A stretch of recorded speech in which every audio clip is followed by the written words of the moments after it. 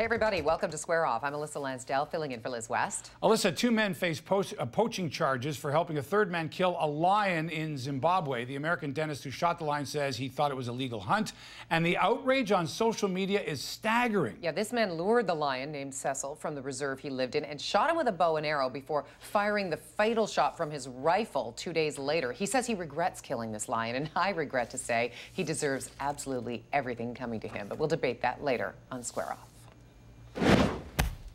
A coroner's inquest into the death of a developmentally disabled Hamilton man has led to recommendations for new laws to protect vulnerable adults.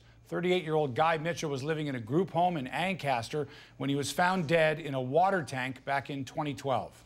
The jury in the inquest is recommending the creation of separate adult protection legislation in the province, which would include an obligation to report all suspected cases of abuse or neglect. For Guy, it's too late, but it's hoped that new rules will mean this will never happen again. Joining us now to discuss this case, we have Jeff Manishen. He's legal counsel for Choices. That's the nonprofit agency responsible for Guy's care. And also joining us is CHCH News reporter Sean Leathong, who covered the Mitchell inquest for this station. So, Sean, the living conditions that Guy Mitchell had to endure were, by all accounts, disgusting. No water, no heat, human waste everywhere it shouldn't have been. How is it possible that nobody knew or did anything about it?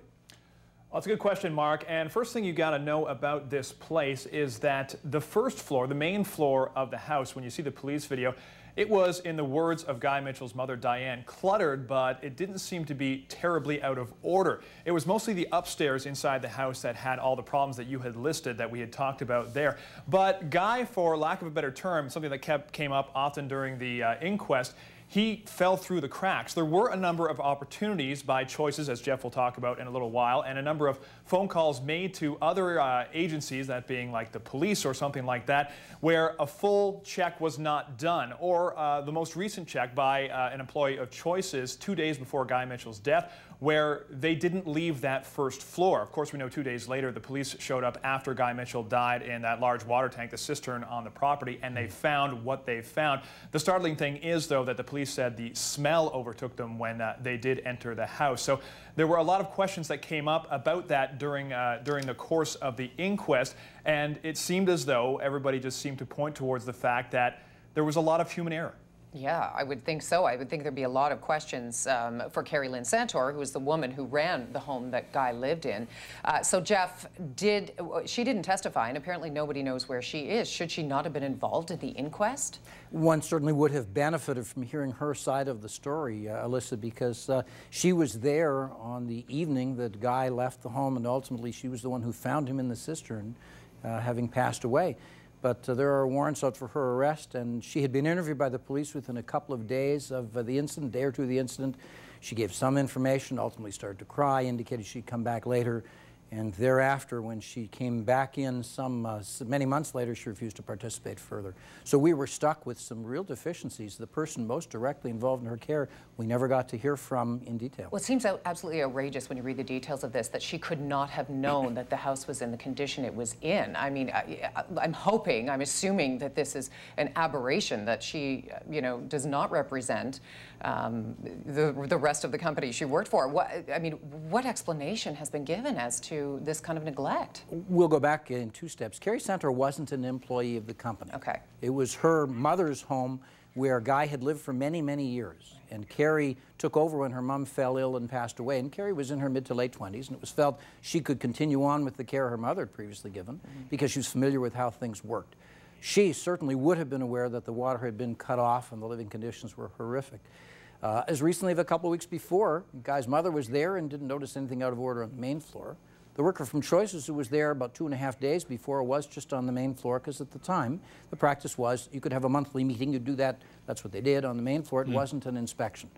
I can assure you that since Guy's death, that's changed. And now it's an inspection of the home, it's an inspection of the rooms, it's an inspection of the water, the fridge, everything. It's one of the many changes that Choices has implemented since Guy's passing. Okay, Sean, Guy Mitchell functioned at the level of a 5-year-old. Now, in the case of the child care system, there's a system in place to protect and care for children.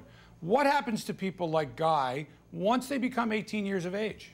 Well, that's just it. There is nothing in place now, and that's what the hope is, that this inquest can point out, that the government needs to move on some sort of body that could create protection for these people. As we mentioned, Carrie Lynn Santor was the one who was supposed to look after Guy, and in speaking with the Hamilton police, they said there are no charges pending specifically for this case, for Guy's care against Carrie Lynn Santor. And one would ask, how could that be possible? She was the one who was supposed to look after him. She's since taken off, but there is no law protecting these people. And oftentimes, as Jeff may tell you in just a moment, Guy Mitchell, because he's over the age of 18, although he functioned at the level of a 5-year-old, he was often asked where he wanted to live, where he wanted to stay, and he picked the house that he had lived in for the past 26 years, which is the one on Jerseyville Road in Ancaster. Well, Jeff, I mean, what do you have to say about that? Sean has got it right. Yeah. There were some regulations that were put in by the province of Ontario in relation to legislation for adults and people who are vulnerable. And what it provided for was to recognize the rights of these individuals as people and having a right to be able to decide certain things for themselves. And one function that the agency has to consider is the wishes of the person. Now, they were literally, Alyssa, at the doorstep of removing him from the home he lived in for many years, notwithstanding that he didn't want to, he wanted to stay there, because they had problems communicating with Carrie. They had some concerns about Guy's hygiene, food, and so forth. It would have been an exceptional step to pull him out of the home against his wishes, but they were literally on the verge of doing that when he passed away. That's the big problem. Individuals do have a right to make decisions on their own behalf. And yet, I think of a 5-year-old, you know, if it were my child, I would say, you know, I know you think you know what's good for you and you think you know what you want, but that's why the recommendation of the jury that I felt was really critical is this. For children and youth, there is a provincial advocate, and that individual's role is to look after the interests of children and youth, independent of any other organization or government. And the jury has recommended that the province of Ontario consider an equivalent role for someone to be the advocate for adults with developmental disabilities. There's the person who could provide some support for the decision-making for someone like Guy, independent of anybody else, and be Guy's voice. And if I had one area out of the entire inquest I'd really like to see implemented, and there are several I would, that to me is right towards the top of the list. All right, Sean, 16 recommendations came out of the inquest. They're non-binding, they're recommendations. What, in your opinion, is the next step in ensuring that these recommendations become law? Well, ultimately, what would probably be the best step would be if they could take law, or if they could make a law that would protect people 18 or older who are of developmentally delayed. But there were a number of these, I think, did fill in the gaps that we had seen fall. But one of them that stuck out in my mind was the unannounced visits that people from, say, Choices should make to these houses. As we know, Carrie Lynn Santor had pushed off a number of the visits that were supposed to come to her house because they were seen more like a meeting, not necessarily like an inspection. Right. We're not checking up on you. We just like to, you know, meet and just talk. Exactly. And she had been sort of grandfathered in from her mother's care, and nobody was checking up to the degree they should have, obviously, for what they found inside the house. So the unannounced principle that came out here would probably be the best because they could have saved Guy. And I can tell you, Mark, I expect there will likely be some changes, even apart from legislative changes. The Ministry of Community and Social Services have been given recommendations by the jury for a lot of changes for the host family program. And a lot of them are the things that Choices are doing now in terms of monthly inspections, in terms of conditions under which someone can terminate a contract with a host family person, and all kinds of education and training that I expect are going to be standardized through the province for agencies, for home sharers, and even to and for the home providers. So those changes, I expect we'll see many of those implemented. I wouldn't be surprised if we see them in the fall. Well, we'd better. It's terrible to have to even talk about this, but it always seems to happen after someone has died. Thanks so much, Jeff Manishen and Sean Leathong, for joining us today. Certainly.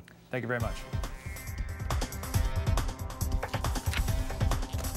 When we come back, has the tide turned in the fight against ISIS? Coalition forces have a new and powerful ally in the fight against the group in Syria and Iraq.